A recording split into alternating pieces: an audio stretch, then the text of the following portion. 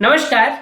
आज हम CPU scheduling algorithm में पहला एल्गोरिदम देखने वाले हैं, जो कि है first come first serve algorithm.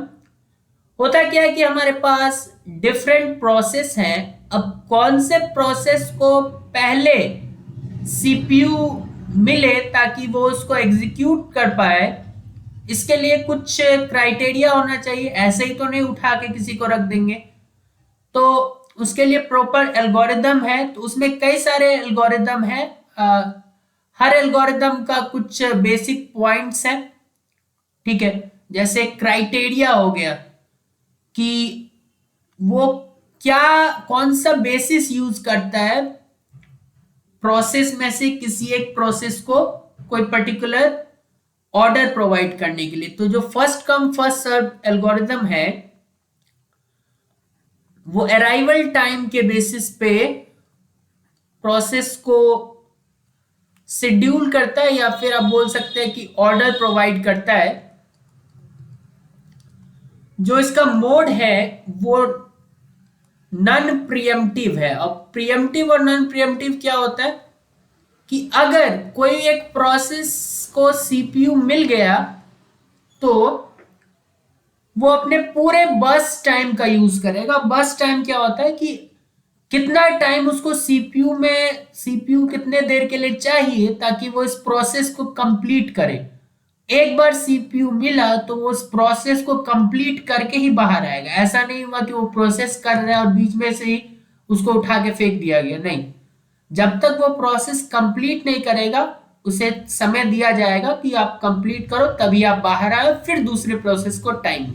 ठीक है, तो इसीलिए ये नॉन प्रियम्पटिव है, क्योंकि इसमें प्रियम्पटिव में कोई क्राइटेरिया कोई बेसिस पे हम बीच में भी उसको उस प्रोसेस को वहां से हटा सकते हैं सीपीयू से और दूसरे प्रोसेस को ला सकते हैं। लेकिन नॉन प्रियम्पटिव में ऐसा नहीं होता। नॉन प्रियम्पटिव में जितना बस टाइम है तब तक वो प्रोसेस सीपीयू ले सकता है।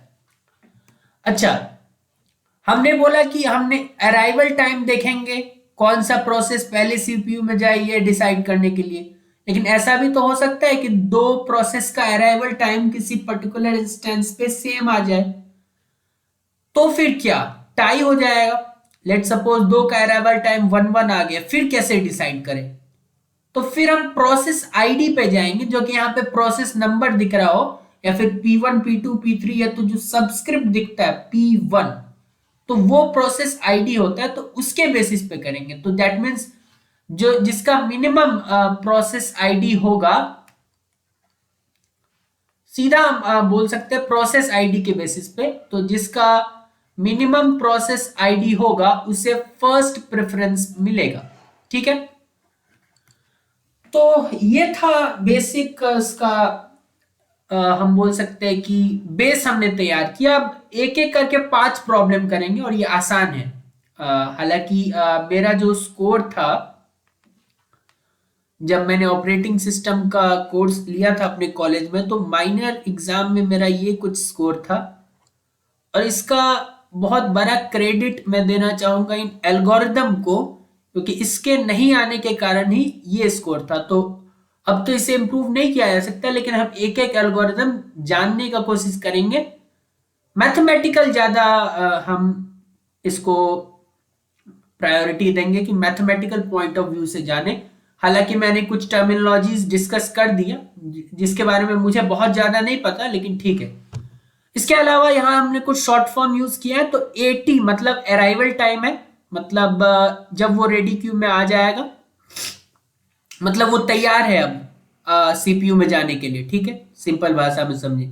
बस टाइम मतलब उसको कितने टाइम के लिए सीपीयू चाहिए ताकि वो प्रोसेस कंप्लीट कर पाए।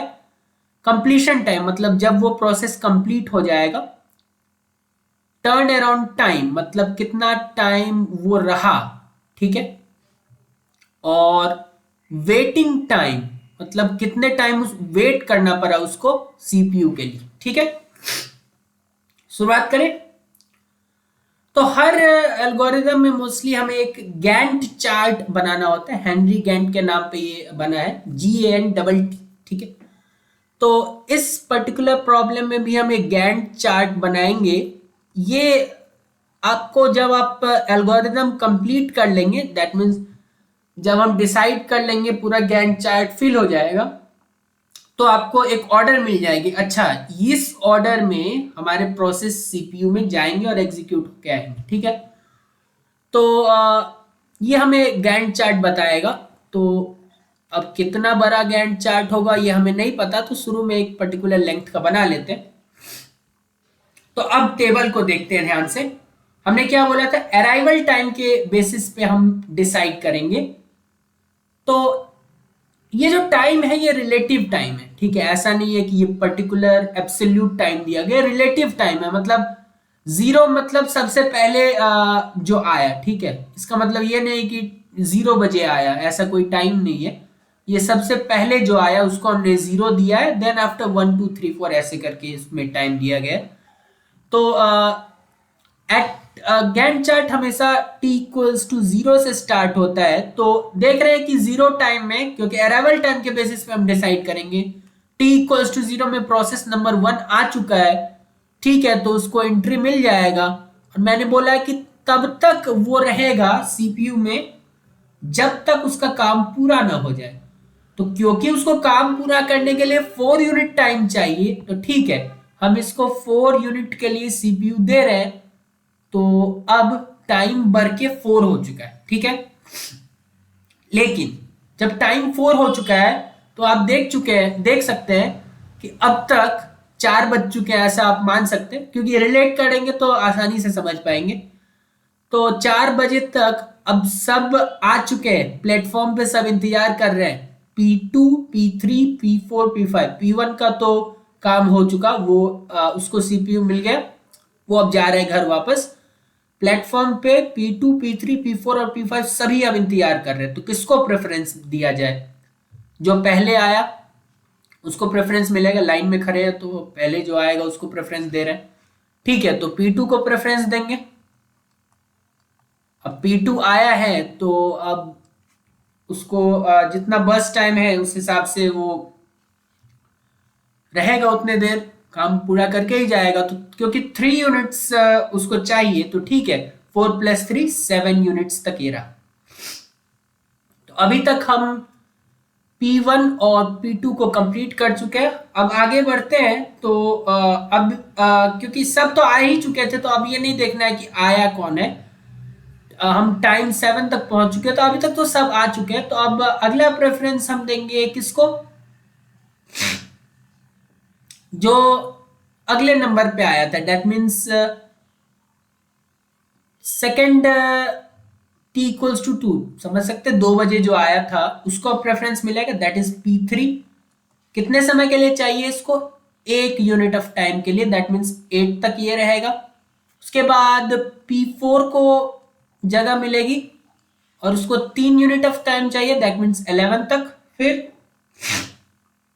P5 को जगह मिलेगी और 1 सेकेंड, थोड़ा सा गलत हो गया, देखते हैं। बस टाइम आगे लिखा हुआ है, मैंने अराइवल टाइम के बेसिस पे शायद कर दिया। तो P2 आया, P2 को 3 यूनिट टाइम चाहिए था, ठीक है, उसने कर लिया। फिर P3 आया, P3 को 1 यूनिट ऑफ टाइम चाहिए था, तो 8 तक वो उसने किया complete. P4 2 unit of time चाहिए, 10 तक ये कंप्लीट हो गया, कंप्लीटेड। P5 आया, उसको 5 यूनिट ऑफ टाइम चाहिए, दैट मीन्स सारा प्रोसेस कंप्लीट हो गया 15 तक, ठीक है। अब क्या होगा, टेबल को फिल करेंगे। कंप्लीशन टाइम, कंप्लीशन टाइम में ये जो डब्बा बना हुआ है छोटा छोटा, इसमें हम देखेंगे कि डब्बा का जो, ये मान लेते हैं कोई पर्टिकुलर डब्बा बना हुआ है, ठीक है। इतने टाइम में इसको मिला, क्योंकि ये बेसिक है तो फर्स्ट टाइम इसको यहाँ पे मिला होगा सीपीयू, और यहाँ पे ये कंप्लीट हुआ, ठीक है।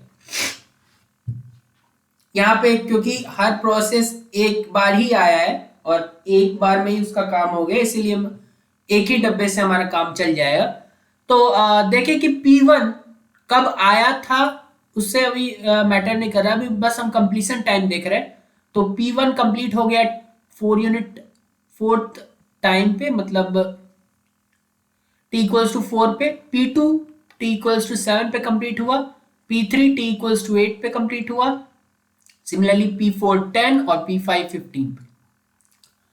अब एक मतलब इक्वेशन है जो इंपॉर्टेंट होता है, और वो इक्वेशन है हमारे पास completion time minus arrival time is equals to burst time plus waiting time.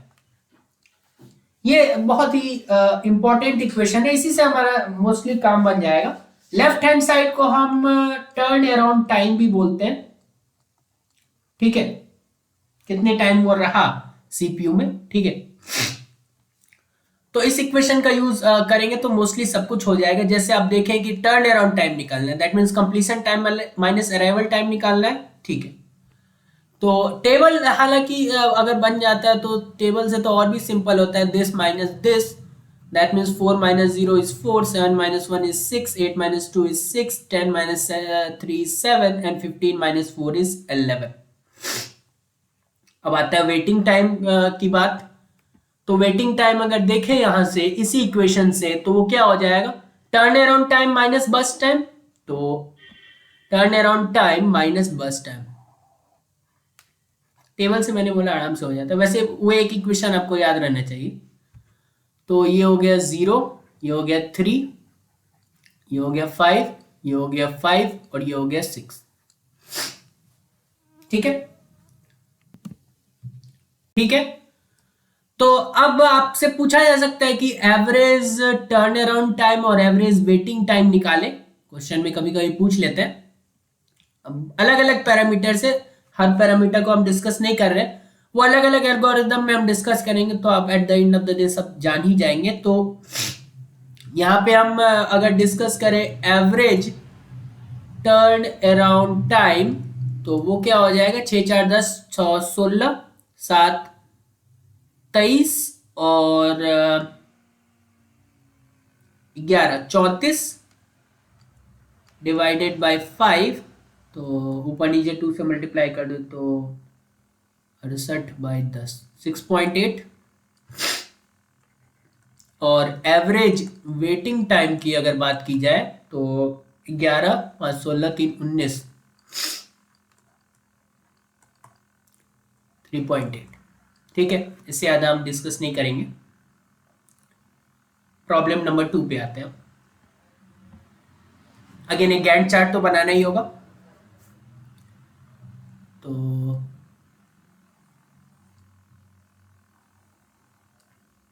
सबसे पहले t इक्वल्स टू 0 पे P1 आ गया,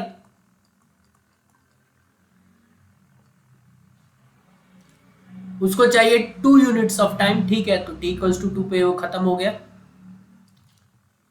अब टाइम 2 तक, टाइम t इक्वल्स टू 2 तक केवल प्रोसेस नंबर 2 आया हुआ है, तो उसको चांस मिल रहा है, उसको चाहिए कंप्लीट होने के लिए 2 और टाइम, तो t इक्वल्स टू 4 तक वो भी खत्म।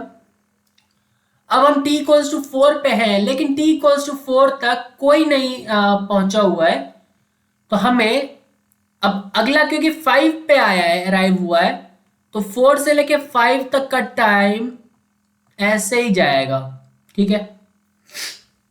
अब हम क्योंकि 5 पे आ चुके, अब t इक्वल्स टू 5 तक P3 अराइव हो चुका है, ठीक है, तो P3 को चांस मिल जाएगा कितने यूनिट्स ऑफ टाइम के लिए, 3 यूनिट्स ऑफ टाइम के लिए। अब P3 को चाहिए 3 यूनिट्स ऑफ टाइम, तो ये 8 पे खत्म होगा। t इक्वल्स टू 8 तक अब P4 तो आ ही चुका होगा, क्योंकि वो 6 पे ही आ चुका था, तो उसको चाहिए कितना, 4 यूनिट्स ऑफ टाइम, तो P4 आया और t इक्वल्स टू 12 पे वो खत्म हो गया, ठीक है। तो ये था इसका गैंट चार्ट। तो इसके हिसाब से कंप्लीशन टाइम अगर देखें तो प्रोसेस 1 का 2 है, प्रोसेस 2 का 4 है, प्रोसेस 3 8 पे खत्म हुआ, प्रोसेस नंबर 4 12 पे खत्म हुआ।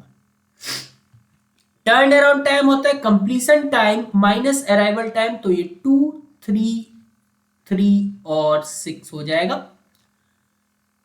वेटिंग टाइम होता है turn around time minus burst time, तो ये हो जाएगा 0 1 0 एंड 2। एक नया टर्म देख रहे हैं आप रिस्पॉन्स टाइम, तो वो होता है कि पहले बार कब उसको सीपीयू मिला। हालांकि ये नॉन प्रीएम्प्टिव शेड्यूलिंग है, तो यहाँ पे पहले बार ही मिल रहा है और पहला और आखिरी वही है, तो इस बार इसमें हमें वेटिंग टाइम के इक्वल मिल जाएगा। हालांकि कैलकुलेट करके देखते हैं, तो पहले बार P1 को सीपीयू कब मिला, t इक्वल्स टू 0 पे, और वो आया कब था। दैट मीन्स ये होगा बेसिकली हमारे पास पहले बार कब मिला, वो जो डब्बा होता है उसके फर्स्ट एंट्री पॉइंट से पता चलता है। तो P1 t इक्वल्स टू 0 पे आया अराइवल टाइम, और t इक्वल्स टू 0 पे उसको फर्स्ट टाइम मिल गया सीपीयू। तो फर्स्ट टाइम कब मिला माइनस अराइवल टाइम, ये फॉर्मूला होता है। फर्स्ट टाइम 0 पे मिला और अराइवल टाइम 0 में 0 इज 0। P2 को फर्स्ट टाइम 2 पे मिला, आया 1 पे था, 2 माइनस 1 इज 1। P3 को फर्स्ट टाइम 5 पे मिला और आया था वो 5 पे, 5 माइनस 5 इज 0। और P4 को फर्स्ट टाइम 8 पे मिला, आया था 6 पे। तो आप देख रहे हैं कि ये वेटिंग टाइम के इक्वल है, तो निकालने से कुछ खास मिलेगा नहीं, ठीक है। इसके अलावा जो है वो तो होगा ही, जैसे एवरेज टर्न अराउंड टाइम, जो कि देख पा रहे हैं हम लोग, क्या हो जाएगा 3 2 5 3 8 6 14 by 4, which is nothing but 2 से करें तो 7/2 विच इज 3.5। इसके साथ एवरेज वेट टाइम तो हो जाएगा 2 + 1 3/4। अब ये कितना आता है, सीधा ऊपर नीचे 25 से मल्टीप्लाई कर दे तो 75% होता है, तो 0.75। ठीक है, हम लोग आगे बढ़ते हैं। तो 2 क्वेश्चन हो गया, तीसरे क्वेश्चन पे आते हैं। अगेन यहाँ पे भी गैंट चार्ट प्रिपेयर करते हैं। तो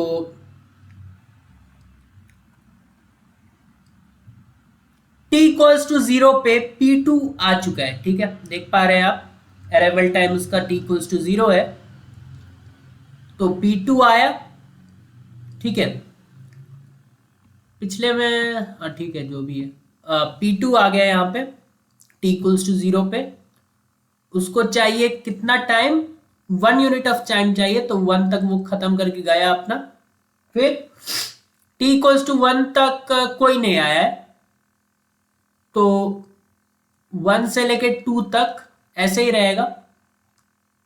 t इक्वल्स टू 2 पे टाई हो गया, क्योंकि P3 भी तैयार है, P1 भी तैयार है। अब किसको ले, मैंने बोला था कि कंफ्लिक्ट रेजोल्यूशन, दैट मीन्स अगर झगड़ा हो गया या फिर टाई हो गया, ठीक है, तो क्या करें, जैसे 2019 वर्ल्ड कप में हुआ था। तो उस केस में हम प्रोसेस आईडी देखते हैं, दैट मीन्स P1 P3, तो जिसका लीस्ट प्रोसेस आईडी होगा उसे हम कंसीडर प्रायोरिटी देंगे। तो दैट मीन्स प्रोसेस 1 को जगह मिलेगी, और जैसे ही जगह मिला तो अपना टाइम लेगा, that means 2 units of time लेगा, तो 4 तक खत्म करेगा, ठीक है। अब देखें तो t इक्वल्स टू 4 तक लगभग सभी आ चुके हैं। हमें P1 और P2 तो खत्म ही हो गया, तो t इक्वल्स टू 2 पे P3 आया, फिर P4 और P5 आ गए हैं, ठीक है। तो अराइवल टाइम सबसे पहले, क्योंकि सबसे कम है P3 का, तो उसको कंसिडरेंस मिलेगा। तो P3 आया, 3 यूनिट टाइम के लिए चला, that means t equals to 7 पे ये भी खत्म। फिर कौन आएगा, 3 और 4 में से, मतलब P4 और P5 में से अराइवल टाइम कम किसका है, P4 का, तो P4 आया, 5 यूनिट्स ऑफ टाइम के लिए चला, and at the end P5 आएगा, 4 यूनिट्स ऑफ टाइम के लिए चलेगा, बस कंप्लीशन टाइम पे नजर डालें तो प्रोसेस नंबर 1 का कंप्लीशन टाइम 4 है, प्रोसेस नंबर 2 का कंप्लीशन टाइम 1 है, प्रोसेस नंबर 3 का कंप्लीशन टाइम 7 है, प्रोसेस नंबर 4 का कंप्लीशन टाइम 12 है और प्रोसेस नंबर 5 का कंप्लीशन टाइम 16 है। टर्न अराउंड टाइम क्या होता है? Completion time minus arrival time. तो 4 minus 2 is 2, 1 minus 0 is 1, 7 minus 2 is 5, 12 minus 3 is 9 and 16 minus 4 is 12। Wait time क्या होता है? टर्न अराउंड टाइम माइनस बस टाइम। तो 2 minus 2 0, 1 minus 1 is 0, 5 minus 3 is 2, 9 minus 5 is 4 and 12 minus 4 is 8। मैंने बोला था कि नॉन प्रीएम्प्टिव है, रिस्पॉन्स टाइम वेट टाइम के इक्वल ही होगा, तो ऐसे तो भर दो, किसी एक का रैंडम निकाल के देख लेते हैं। वेट टाइम क्या होता है? टर्न अराउंड टाइम माइनस बस टाइम। तो 5 माइनस 3 2, आना भी 2 चाहिए था, 9 माइनस 5 4, 12 माइनस 4 8, सेम आ रहा है। आप निकाल सकते हैं एवरेज टर्न अराउंड टाइम। तो ये क्या हो जाएगा? 3 5 8 9, 8 9 8 9 17, 17 2 19, 19 10 29। कैलकुलेशन में कहीं मिस्टेक होता हम नहीं जानते वो सब ना, ठीक है। तो 29/5, तो ऊपर नीचे 2 से मल्टीप्लाई, तो 58/10 दैट इज 5.8। और average waiting time will be 8 4 12 2 14/5 that means 28/10 that means 2 point. ठीक है, आगे बढ़ते हैं। प्रश्न संख्या 4, फिर से गैंट चार्ट बनाना होगा हमें, तो इसे बना लेते हैं। तो अब तो अराइवल सभी आ चुके, सभी वेट कर रहे हैं स्टेशन पे, ठीक ही है। तो सबसे पहले किसको मिलेगा? टाई हो गया एक तरीके से, तो P1 को चांस मिलेगा। P1 आओ और 4 यूनिट ऑफ टाइम के लिए चलो। फिर अब तो इसमें सोचना नहीं है, P2 आएगा क्योंकि अगर प्रोसेस आईडी उसका कम है।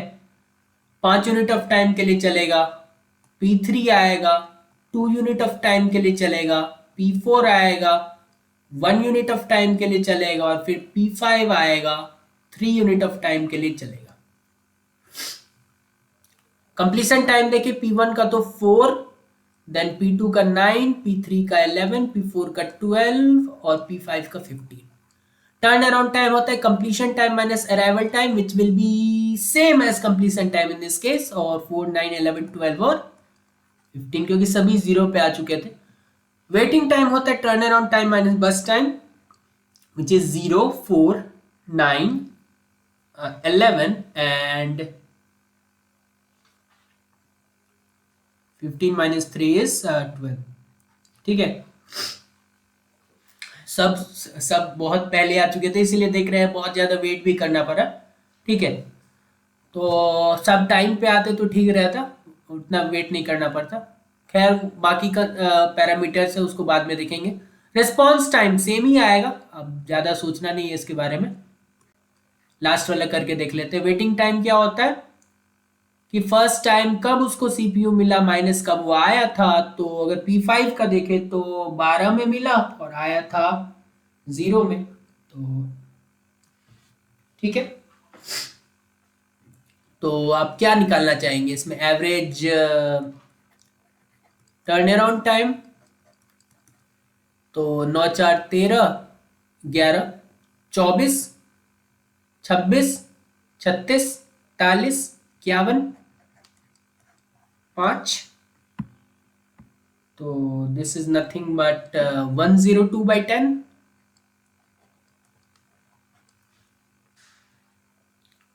और एवरेज वेटिंग टाइम ज्यादा ही आने वाला है इस बार, तो 12 10 22 21 9 32 4 36/5 दैट मीन्स 72/10 दैट मीन्स 7.2। ठीक है, आगे बढ़ते हैं। लास्ट प्रॉब्लम है आज के लिए, तो अगेन गैंट चार्ट प्रिपेयर करते हैं।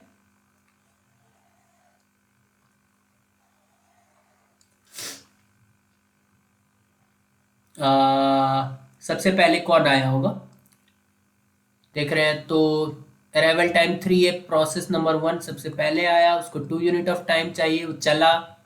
फिर t इक्वल्स टू 2 तक क्या हमने सही किया, नहीं, t इक्वल्स टू 0 पे तो कोई आया ही नहीं था। पहला जो आया है वो P1 आया है, that is t equals to 3, तो 0 से 3 के लिए आइडल रहेगा सीपीयू, और 3 पे इसको P1 आएगा, फिर वो अपना काम करेगा t 2 यूनिट ऑफ टाइम के लिए, दैट मीन्स 5 तक करेगा, P1 खत्म। अब देखो फिर 5 तक कोई नहीं आया है, अगला जो आया है वो 6 पे आया है, तो 5 से 6 तक अगेन सीपीयू आइडल रहेगा। 6 पे P2 आया है, तो उसको 4 यूनिट ऑफ टाइम चाहिए, तो ठीक है। फिर 10 तक अब सभी आ चुके हैं, ठीक है, लेकिन लिस्ट देखें अराइवल टाइम तो है P3 और P4 का टाई हो गया अगेन, तो P3 को उसमें प्रायोरिटी मिल रहा है, तो P3 लिख दिया। P3 को 5 यूनिट ऑफ टाइम के लिए चाहिए, उसके बाद फिर P4 आएगा 2 यूनिट ऑफ टाइम के लिए, फिर P5 P6 में P5 पहले आया था, 3 यूनिट ऑफ टाइम के लिए चाहिए, और एट द एंड P6 जिसको 4 यूनिट ऑफ टाइम के लिए चाहिए, ठीक है। फिर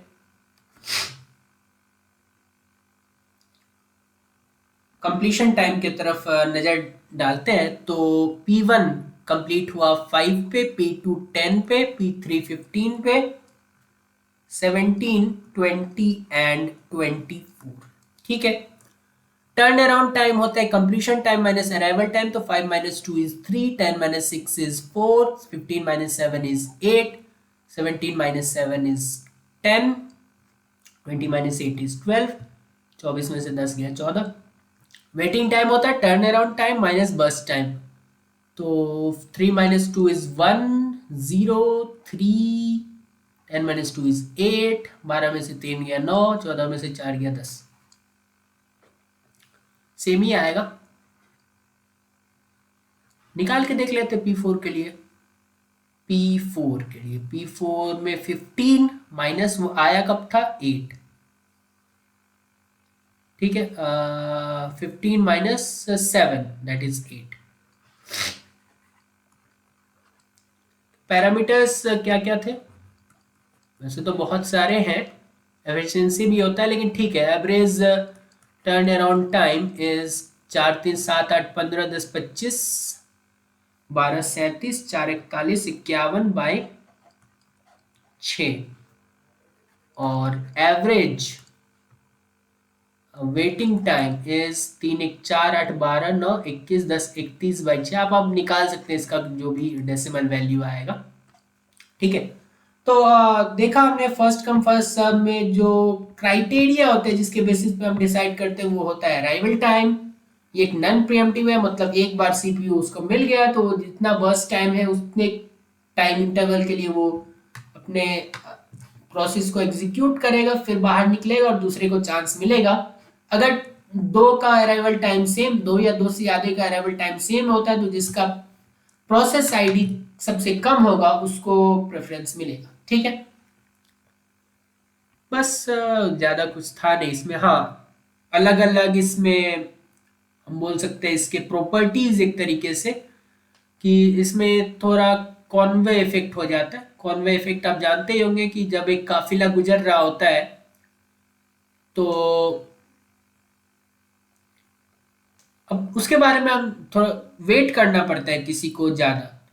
दैट मीन्स अगर हम एक तरीके से देखें यहाँ पे, तो अगर मान लेते हैं कोई प्रोसेस ऊपर है, ठीक है, मतलब जो पहले आ गया मान लेते हैं, और उसका बर्स्ट टाइम बहुत ज्यादा है, तो जो नीचे वाले प्रोसेस हैं जो थोड़े से भी लेट आए हैं उनको काफी ज्यादा वेट करना पड़ेगा, स्टारवेशन वाली समस्या हो जाएगी। तो ये सब प्रॉब्लम्स तो होते ही है, तो फर्स्ट कम फर्स्ट सर्व के प्रॉब्लम्स हम अलग से डिस्कस करेंगे। पहले तो जो बेसिक इसका था वो आप समझ ही गए होंगे कि on the basis of arrival time हम डिसाइड करते हैं। तो अब अगर गैंट चार्ट को देखें तो आपको पता चल जाएगा कि अच्छा ये रहेगा P1 P2 P3 P4 P5। दूसरे वाले के देंगे P1 P2 P3 P4, P2 P1 P3 P4 P5, P1 P2 P3 P4 P5, P1 P2 P3 P4 P5 P6। ठीक है, तो मिलते हैं अगले। SJF है, SRTF है, बहुत सारे राउंड रॉबिन है। प्लेलिस्ट अलग से मैंने बना दिया है इसका, ठीक, क्योंकि आगे ऑपरेटिंग सिस्टम में मुझे कुछ आता है या नहीं आता वो तो बाद में डिसाइड होगा। फिलहाल शेड्यूलिंग के लिए CPU शेड्यूलिंग 2.5 नाम का एक प्लेलिस्ट बना के रख दिया है, जिसमें अलग अलग शेड्यूलिंग एल्गोरिदम आपको मिल जाएंगे। बहुत बहुत धन्यवाद।